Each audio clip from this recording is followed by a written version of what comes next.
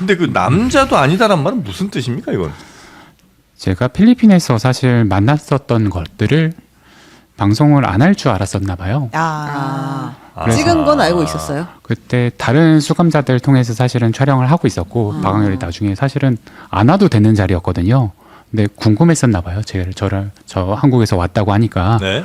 그래서 그 자리에서 촬영을 했고 박광열을. 근데 박광열은 본인이 촬영된지 모르니 본인의 범죄 사실에 대해서 다 얘기했거든요. 그리고 심지어 내가 죽였다는 네, 얘기까지 했으니까 그런 자리가 사실은 카메라가 있었으면은 얘기를 안 했을 얘기들이었는데 근데 본인의 신분은 속인 건 아니시잖아요. JTBC라고 밝혔고 제 명함까지 전달을 했습니다. 그럼 뭐 물론 이제 몰랐을 수도 있지만 대체로는 이게 지금 취재되고 있다, 뭐 혹은 뭐 녹취 정도는 된다는 사실 정도는 몰랐을까? 잘 모르겠어요, 사실. 그래요? 거기까지는 네, 당사자가 네. 아니니. 여튼 그래서 이제 내 허락도 없이 그렇게 찍어놓고 방영한 거에 대해서 너는 뭐 약속도 안 지키는 남자도 아니다, 이런 의미로 이해하면 됩니까? 저는 그렇게 이해하고 있습니다. 네. 지금도 혹시 무서우세요? 사실은 들어와서 좀 낫긴 한데요. 네. 다음에 좀 범죄들을 찾아보니까 저는 2023년 11월 달까지 사실 제가 만났고 그때 전에 마약을 국내로 계속 옮긴다는 사실을 알고 있었는데 네.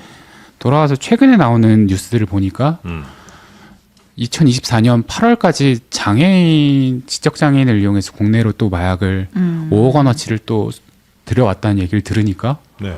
이제부터 좀 더 무서워지더라고요. 진짜로 위험했구나라는 생각이 좀 들긴 국내에 들더라고요. 움직일 수 있는 조직이란 게 있구나. 명확하게 네. 있더라고요. 네. 근데 지금 이 박광렬이라는 사람은 뭐 죄가 이제 어마어마하잖아요. 네. 한두 가지도 아니고 한두 번도 아니고. 네. 일단 필리핀에서는 하여튼 대단히 뭐 호화 생활을 했던 걸로 이제 저희가 좀 전에 들었는데 네. 그거는 진짜 팩트긴 해요. 그 정도로 호화 생활을 했던 거는. 기본적으로는 제가 만났으니까요. 네. 박광렬을. 근데 사실 선글라스도 굉장히 비싼 고가의 선글라스였고. 교도소 내에서. 네. 제가 만났던 거니까요. 네. 그리고 뭐 핸드폰도 최신형 아이폰을 쓰고 있었고요. 그리고 어떻게 근데 가능하지? 수감 중에 그랬다는 네. 거예요? 그게 어떻게 가능해요? 저는 이 구조 자체가 사실 악인 티제기를 다 안 봐서 이해가 안 됐는데 그냥 옥중에 누군가가 가서 인터뷰를 하거나 다른 사람을 만나거나 통신을 하거나 이게 다 가능해요? 그러면 안 되는데 그게 되더라고요. 필리핀은. 네, 그때 당시 제가 만났던 그 필리핀의 박광렬은 그랬어요. 이 네. 교도소는 그러니까 저희가 흔히 생각하는 교도소에서 범죄자를 접견하는 거는 유리 칸막이 두고 가운데 이렇게 구멍 뽕뽕뽕 뚫린 대로 소리만 하고 그 뒤에서는 교도관이 지키고 있고 이런 그림이잖아요. 네네. 근데 저희가 악인 취재기에서 봤던 그림은 무슨 공터 약간 운동장 같은데 벤치 같은 게 있고 거기에 앉아서 약간 일상적인 대화를 나누는 식으로 접견이 됐던 것 같아서. 사실 거기가 접견실은 맞는데요. 네. 저는 그때 그 필리핀 법무부에 요청을 해서 교도소 내에 촬영 장비를 들고 가도 된다는 허가를 받았었어요. 네. 그렇기 때문에 그 공간을 법무부가 제공을 한 거고 필리핀 법무부가 그 자리에 박광렬이 온 겁니다. 올지 안 올지는 뭐 확신할 수는 없었으나 박광렬이 온 거고요. 사실은 강제할 수는 없는 거잖아요, 그죠? 안 온다고 하면 제가 강제할 방법이 그렇죠, 없으니까요. 그렇죠. 예. 네. 근데 이제 박광렬 본인이 스스로 이제 자기 발로 와서 네. 인터뷰 다 한 거고. 네네. 물론 이제 촬영 자체를 허락받지는 않았지만 허락받지는 않았지만 뭐 당연히 이제 충분히 뭐 시청자 알 권리를 위해서도 뭐 했었어야 되는 촬영이셨던 거고요. 사실 저 같은 경우는 그때 네. 그 좀 저널리즘 원칙 되게 좀 딱딱한 얘기일 수는 있지만 세 가지 원칙을 좀 고려했습니다. 첫 번째로는 이게 공익성이 있는가, 공익 있죠. 그리고 두 번째로 불가피성이 있는가, 불가피성. 이게 몰래 촬영 아니면 진실에 도달할 수 없는가에 대한 부분들, 그리고 마지막으로 비례성의 원칙을 따져봤는데요. 네. 이게 침해하는 인격권보다 얻어지는 공익이 더 큰가를 좀 그쵸? 따져봤는데 네.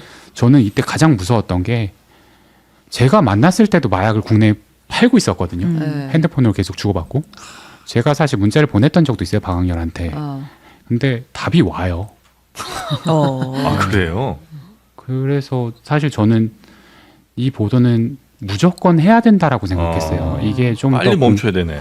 공분을 좀 더 일으켜서 예. 송환을 이뤄냈어야 된다고 생각을 했고 네. 심지어 제가 2023년 11월 달에 방송을 했음에도 불구하고 7개월 후에 또 장애인을 이용해서 네. 국내로 마약을 몇 명, 4만 9천 명이 사용할 수 있는 마약을 국내로 아직 보냈으니, 네. 근데 아무리 통신이 돼도 갇혀 있는 상황이잖아요. 운신의 폭이 자유롭지 못한 상황에서도 이 사람이 계속 그렇게 마약 공급책들을 쥐고 있으니까 그게 가능했던 거예요. 그걸 자기만 알고 있는 정보가 있으니까 사실 저도 잘 모르겠는데요. 어떻게 그게 가능한지 모르겠어요. 저도 되게 그게 낯설어서 필리핀을 갔던 거예요. 예. 어떻게 도저히 네가 팔았냐. 예. 그걸 물어보고 싶었던 거고 그래서 갔었던 겁니다. 아니 하다못해 이제 뭐 총책이 들어가면 그 밑에 있는 사람이 배신을 해서 자기가 조직을 장악한다든지 팽한다든지 이 사람은 계속 끝까지 그 우두머리 역할을 했던 거잖아요. 왜냐하면 마약을 들고 있으니까요. 그러니까 이제 들고 있다라는 게 공급줄을 상선이라고. 쥐고 있다. 네, 저는 그렇게 생각해요. 음. 그때 그래서 그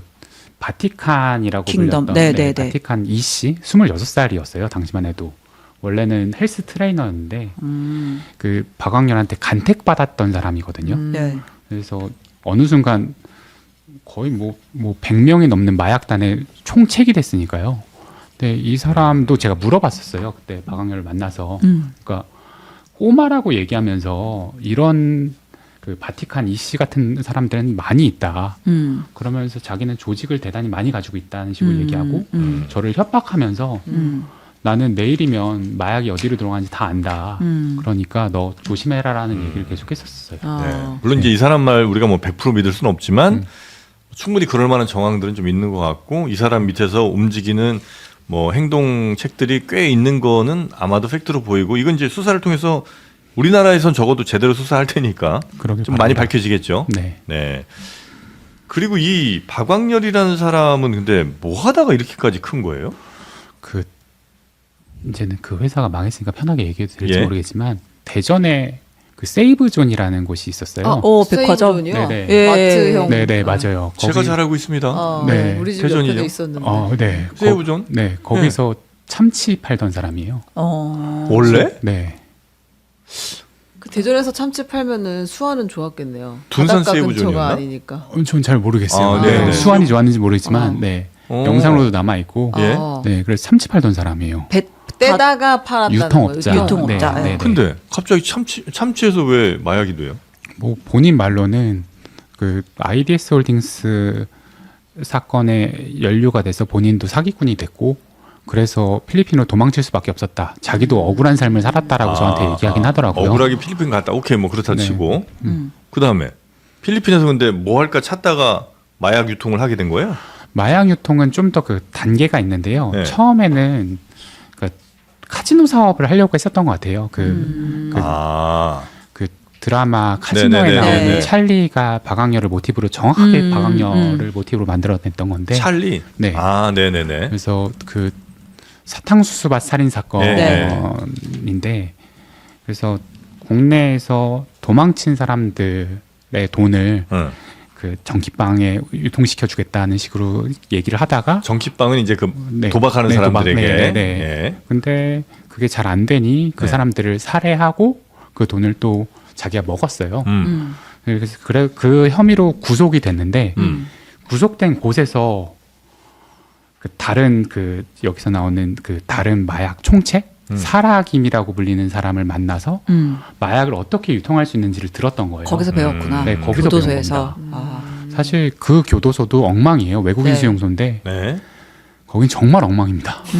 네. 그래요. 지금도 많은 한국인들이 거기에 있고 아, 서로 범죄 네. 정보 공유하면서 네, 더 진일보한 범죄자로 나오는군요. 네 맞습니다. 그래서 이제 거기서 범죄 수법 같은 것들 아니면 뭐 유통 경로를 이제 파악해서 어떻게 하면 이제 마약을 내가 할 수 있겠다는 걸 이제 알게 됐고, 네. 그 다음에 보통 그냥 거기서 뭐 운반책 내지는 뭐 중간 유통책 정도 할 것 같은데 마약 왕이라는 이름이 붙었다는 건 가장 정점에 올라갔다는 거잖아요. 네, 저도 그렇게 생각을 했던 게 네. 일단은 국내 유통시킨 마약이 너무 많았고 네. 그리고 어떻게 보면은 교도소가 이 사람한테 요새가 됐던 거예요. 더 이상 수사가 들어올 수 없는 영역이 생기다 보니 이 사람은 계속 마약을 풀려도 되고 어차피 교도소에서 행복하게 살고 있으니까. 그래서 네. 오히려 교도소가 이 사람 몸집 키우는데 더 도움이 된 거네요. 그러면 저는 그렇게 파악하고 있습니다. 필리핀에서는 이렇게 돈만 있으면 꽤 편하고 뭐 거리낌 없는 생활들을 하는 것도 필리핀은 가능한 모양이군요. 사실 이게 필리핀 언론에 나왔던 이 MVP 교도소에 대한 모습이었는데요. 네. 그 전에 사실 뭐 함부로 제가 다른 나라를 평가하는 게 실례일 수는 있지만 이 교도소가 문제가 많이 있어서 그 필리핀 언론에도 보도가 많이 됐었어요. 뭐 고위 정치인이 이곳에 들어가서 그 룸사롱을 운영했다는 얘기도 나왔었고, 네. 교도소 안에서요. 네. 네. 그리고 또 하나는 이 교도소장이 이 안에서 유통되는 것들을 통해서 수십억 원의 달러를 횡령했다는 네. 얘기도 나오고, 네. 이 교도소가 이런저런 이야기들이 많았던 교도소입니다. 예. 네. 아, 그런 교도소라 이런 범죄가 더 유지되거나 더 확산되는데 도움이 좀 될 수 있었던 것 같고요. 네, 약간 뭐라고 해야 되나, 굉장히 공터가 커요. 네. 이 부지가 굉장히 크고 이 부지에 그냥 풀어놓는 거예요. 예. 그래서 사실 돈이 없으면은 정말 지옥같이 살아야 되거든요. 이곳은 그러니까 사실 배급도 제대로 해주지 않아요. 밥 같은 거요? 네, 그래서 가난한 한국인들 같은 경우는 쥐를 먹더라고요. 그곳에 있는 쥐를 잡아서 먹어야 되고, 근데 돈이 많으면 소고기 파티를 할 수 있는 그런 곳이었어요. 아, 그냥 아주 지방인, 그러니까 먼 지역이에요. 수도권에서. 아니에요. 사실 그 마닐라에서 그렇게 멀지 않아요. 뭐. 근데 지금은 여기가 재개발됐다고는 하는데 네. 제가 갔을 때만 해도 한 일산 정도? 거리가. 네, 그 정도의 거리예요. 네. 반입 오일- 물품 이런 건 전혀 통제가 안 되나 봐요. 저도 카메라를 들고 갔잖아요. 그러게요. 그 여기는 오히려 사회보다 더 아주 정글의 법칙이 통하는 그런 그 실제로 곳이군요. 그 제가 보도한 이후에 한 달 정도 있다가 이 곳에서 그 집단 총격전이 있었어요. 이 교도소 안에서. 무슨 살인사건도 아니고 네, 총격전이요? 네. 마약단 두 단이 네. 붙어서 네. 총격전이 있었던 곳이에요. 이곳은. 좀 교도소라는 말이 자꾸 우리를 헷갈리게 만드는 거네요. 그러니까 우리가 네. 너무 그냥 작은 사회군요, 여기도 그냥. 네, 그래 보여요. 그 범죄인들을 나르코스에서 에스코바르가 갇혔던 교도소가 딱 실제로 이런 네, 모습이었잖아요. 네, 그랬던 것 같아요. 네, 그 안에서 심지어 마약도 교도소 안에서 만들기까지 했었는데 저는 사실 네. 이곳에서 마약을 만들었을 거라고도 생각을 하는데요. 시설을 갖춰놓고 네. 교도소 내에서 네. 또 왜냐면- 진짜 요새니까. 근데 뭐 함부로 얘기할 수는 없으니. 네네네.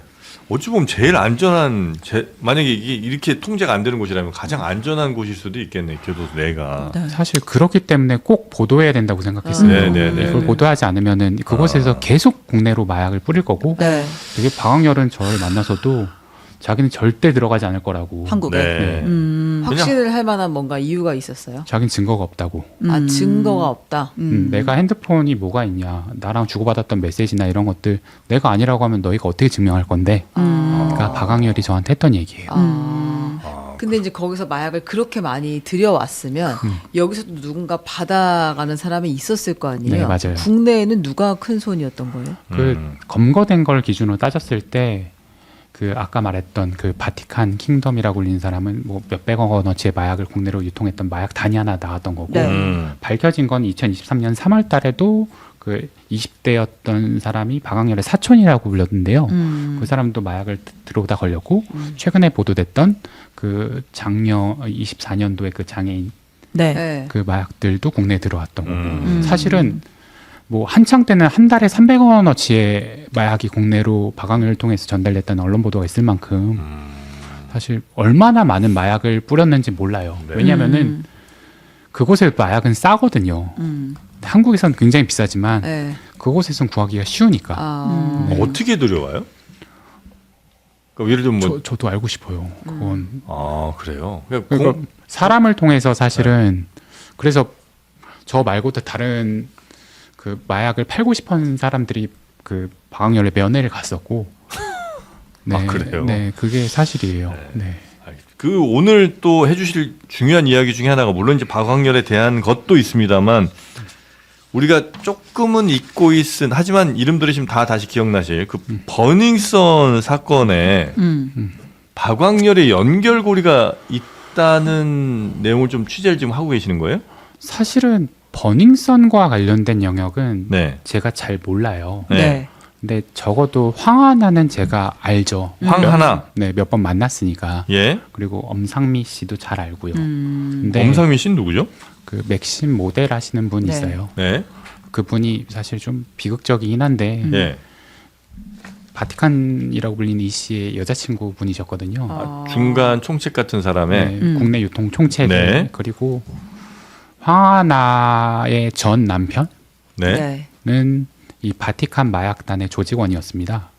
그 황하나- 사망한 오모 씨 말씀하시는 거예요? 황하나의 전 남편이 네. 예. 그러니까 마약 역시 마찬가지로 운반책 같은 사람인 거예요. 네, 예. 국내에 아마 판매하는 중간 보스였던 남 씨가 있거든요. 이분도 지금 식물 인간 네. 상태세요. 마약을 네. 과다 너무 많이 복용하셔서. 해서. 근데 그분의 가장 친했던 친구가 그 오 씨고요. 네. 예. 그 오 씨의 아내가 황하나고요. 황하나 네. 씨였어요. 그래서 그래서 제 첫 취재가 그때 엄상미 씨의 집에 갔었던 게 제 취재의 시작이었어요. 네. 그래서 그날 만났던 사람들이 5명이었는데 음. 그 중에 3명이 자살했어요. 언제 몇 년 사이에? 그 2023년도에 다 자살했습니다. 아, 그래요? 자살은 맞긴 맞는 거예요.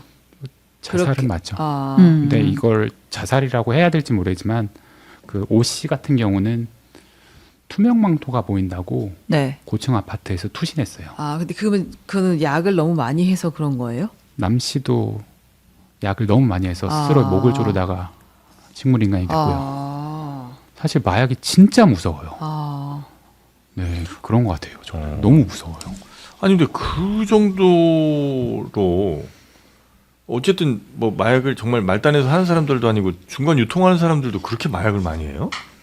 그러니까 귀한지 모른다고 해야 되나? 박광렬이 너무 많은 마약을 뿌렸고 아, 이렇게 언제든 손쉽게 구할 수 있으니까. 그때 당시에 제가 정확하게 기억은 안 나지만 그 검거됐을 때 빈 마약들이 있어요. 그리고 이게 뭐 30억 원어치가 검거됐다라고 예. 하면 알려진 게 30억이지 얼마나 팔렸는지는 아무도 몰라요. 그렇겠죠. 왜냐하면 예. 당시에 모두가 다 아는 것처럼 그 텔레그램 마약방에서는 뭐 정말 매일같이 박광렬이 자기 마약이 이만큼 있다라고 맨날 자랑을 했으니까요. 예. 네, 그렇습니다. 자, 그래서 그러면 황하나 씨 이제 취재를 하셨고 그 주변 사람들 이제 취재를 하셨고, 그리고 황하나 씨가 물론 이제 아직까지 버닝썬까지는 뭐 정확히 잘 뭐 파악하기는 좀 어려우신 상황입니다만 황하나 씨가 그 버닝썬과 연결이 돼 있다는 얘기는 뭐 이전에도 좀 많이 언론에 나온 얘기기도 한 거 아니겠습니까? 뭐 제가 아는 사실만 말씀을 드려야 되니까 네. 사실 저는 잘 몰라요. 버닝썬과 관련된 영역. 근데 다만 당시 제가 황하나 씨 아버지를 만났었고 네. 네. 그때 참 되게 슬펐던 게 그 아침마당인가 그런 데 나와서 황하나 씨가 단약했다고 네. 더 이상 마약을 하지 않겠다는 얘기를 방송에서 하셨던 적이 있어요. 근데 얼마 전에 다시 한국으로 구속돼서 들어가셨거든요. 아.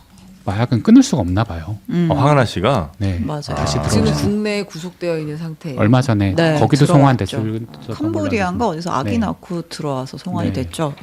그러면 그러니까 이제 어쨌든 버닝썬과 관련돼서 이제 의심이 될 만한 단서는 그 황하나 씨는 어쨌든 그 버닝썬의 단골 뭐 손님이라고 해야 될까? 어쨌든 VIP. 그런 분이었고 네. 그 황하나의 전 남편 지금은 사망한 네. 그 사람이 그 바티칸 킹덤이라는 조직의 유통책 중에 하나였고 그럼 이제 버닝썬에서 유통됐던 여러 종류의 마약들이 이 연결고리를 타고서 유통이 됐을 수도 있다 이렇게 볼 수 있는 거예요?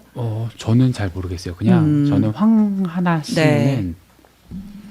마약이 있는 곳에 가지 않았을까? 그러니까 황하나 씨는 단순한 투약범인가요? 아니면은 뭐 유통 관련된 혐의도 받고 있나요? 유통 관련된 혐의는 저는 없었던 걸로 알고 있어요. 근데 본인과 본인 주변 사람들은 굉장히 중독 상태였다 심각한 네. 그런 상황이었군요. 네, 하여튼 뭐 지금 뭐 언론에서 조금 이제 이야기 나오고 있는 것은 황하나 씨가 단순 투약 정도가 아니라 중간 유통도 아마 했었을 것으로 관여했을 수도 그 있다. 가능성에 대한 수사가 조금 더 열릴 수도 있다고 하니까 그건 뭐 수사가 더 이루어져야 될 것 같기는 하고요. 자, 그래서 이 박광렬이라는 사람은 우리나라에서는 이제 뭘로 처벌받게 되는 거예요? 지금 뭐 혹시 취재되는 게 있나요? 실제로 살인 사건으로는 국내로 송환된 게 아니고 네. 마약 유통과 관련된 혐의로 국내에서 사실 빌려온 거니까요, 필리핀에서. 네. 그래서 뭐 마약 혐의가 너무 많아요. 지금 음. 수사관만 20명 넘게 배정돼 있고 네. 뭐 경남청, 뭐 경기북부청 전국에서 뿌려진 마약과 관련된 혐의들을 네. 박광렬과 관련돼서 조사를 진행 중인 걸로 알고 있습니다. 당연히 박광렬의 뭐 진술에 의존할 수는 없을 것이고 왜냐하면 이제 진술 잘 안 할 테니까 그리고 뭐 변호사도 또 뭐 비싼 사람 또 썼겠죠. 그럼 이제 그 지금까지 알려진 뭐 여러 정황이라든지 아니면 그 밑에서 실제 행동을 했던 사람들이 그래도 어느 정도 확보가 좀 돼 있는 상황이니까 이 박광렬을 이렇게 데려와서 수사를 좀 하는 거겠죠. 우리 또 심판대에 올리려고 하는 것이고. 얼마 전에 여기 오셨던 김대규 네네네. 네. 회장님이 직접 잡았던 사람이니까요. 예. 박광렬과 관련돼서 그때도 제가 만나서 얘기를 들었는데 100% 기소가 가능하다라고 했고 이번에 구속까지 됐잖아요. 네. 근데 사실 저는 좀 무서운 건 혐의를 너무 빨리 인정해 버렸어요, 박광렬이. 추가로 불지 않기 위해서 지금 주어진 걸 그냥 인정한 거예요? 사실 마약과 관련돼서 혐의가 재판이 종료되고 나면 네. 법률적으로는 필리핀으로 돌아가야 돼요. 아. 빨리 돌아가고 싶어 하는 거 아닌가라는 생각이 드는 거예요. 음. 그곳에서는 이번에도 사실 저는 제가 만났을 때 마약을 하고 있는 상태라고는 꿈에도 생각을 못 했거든요. 또 이번에 필로폰 양성 나왔다면서. 그러니까 제가 만났을 때 취해 있었을 거 아니에요. 음. 사실 만약에 박광렬이 다시 필리핀으로 돌아간다면 네. 그때부터는 저도 정말 무서워야 되지 않을까. 아니 그 만약에 이제 우리 법원에서도 유죄나 뭐 이렇게 뭐 한 30년 이렇게 나온다 치면 판결만 그렇게 하고 우리나라 그 교정 시설에서는 묶어둘 수는 없는 거예요? 국제법상 필리핀 내에서 범죄를 저지른 게 먼저잖아요. 그렇죠. 거기에 60년을 받았던 거고. 예. 네. 그래서 그 형이 60년도 사실 박광렬이 필리핀에서 굉장히 빨리 인정했어요. 네. 그곳에서 살고 싶었던 것 같이 보이기도 하고. 그리고 이건 좀 다른 사건이긴 한데 제가 그때 취재했었던 강주천 살인 사건이라는 것도 보도를 했었는데 네.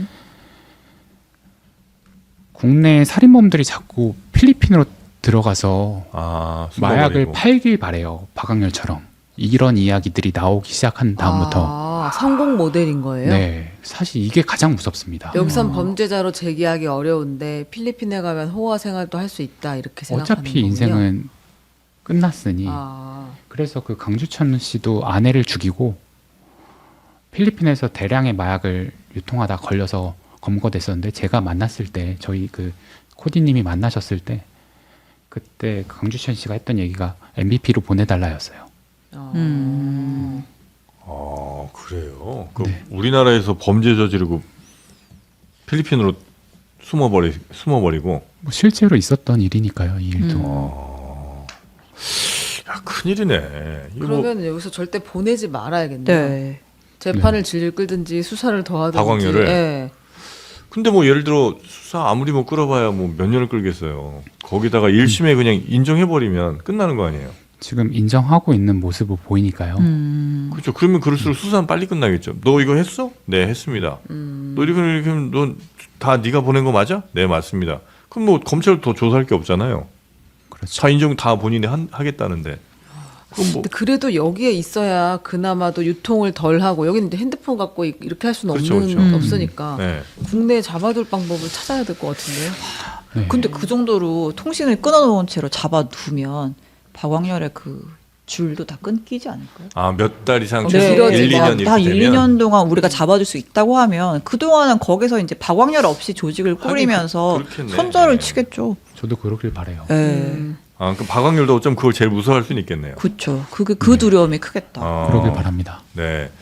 뭐 당연히 그게 좋아서는 아니지만 하여튼 최대한 이 사람의 끈을 끊기 위해서라도 이 사람에 대한 수사 기간을 좀 더 구속 수사 기간을 좀 많이 늘리는 게 전략적 전술적으로 보자면 네. 조금 더 유리해 보이는 것 같기는 하고 이 사람 하나 처벌하는 것 그거 자체가 이제 목적이 될 수는 없고 그러면서 이제 필리핀이라든지 제3국에서 우리나라로 들어오는 마약을 줄이든 끊든 해야 되는데 근데 그 방법들이 이 사람들이 굉장히 뭐가 많은 모양이네. 뭐 필리핀만 그렇겠어요. 태국이든 캄보디아도 캄보디아도 최근에 그렇고. 많이 많았고. 예, 네. 워낙 또 통신 기술이 워낙 발달하니까 네.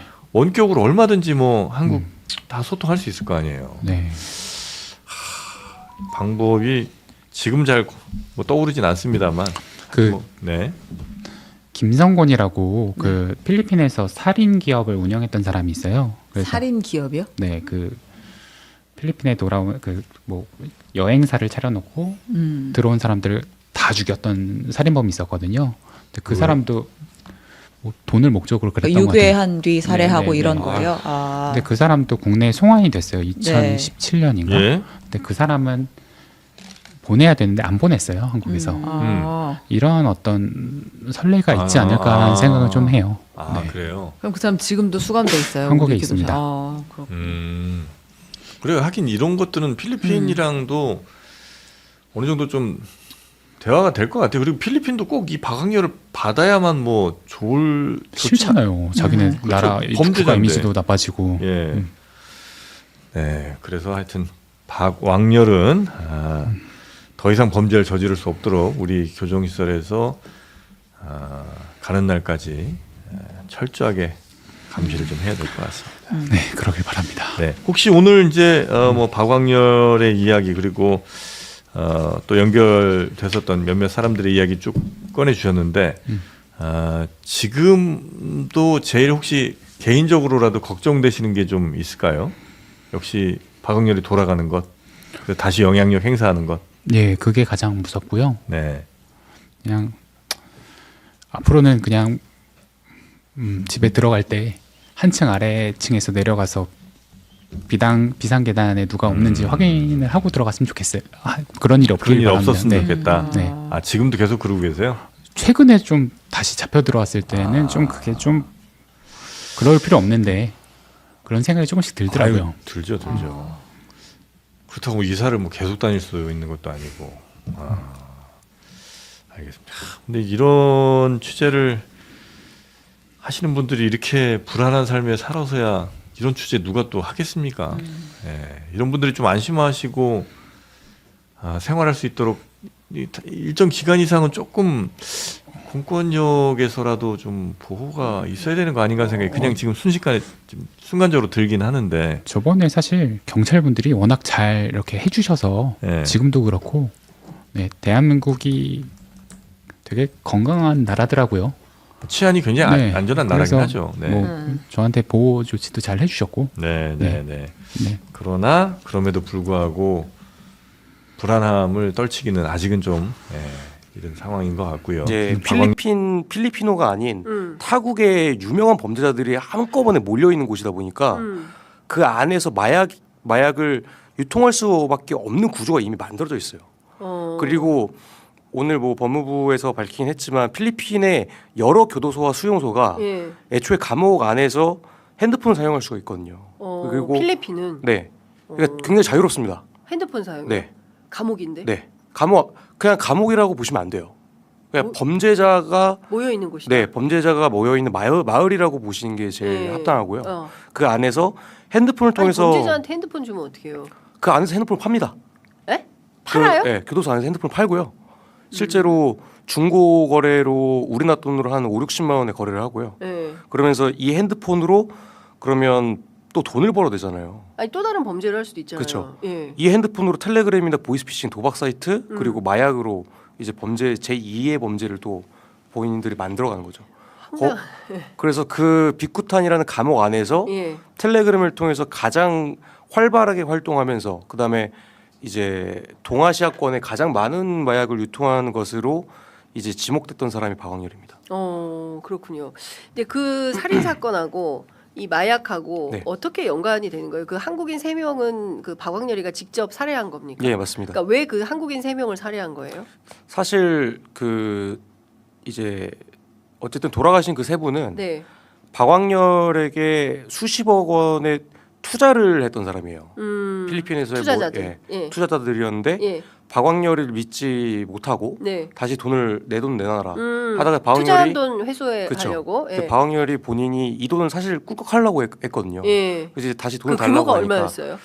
제가 알기로는 한 30억 조금 넘는 걸로 알고 있습니다. 1인당? 네네. 어. 아니 세분 셋이 다. 합쳐서 예. 근데 이제 다시 엄청 큰 돈이네요. 네, 다시 예. 돈을 돌려주기 싫다 보니까 사람을 죽여버린 네, 거예요. 그렇죠.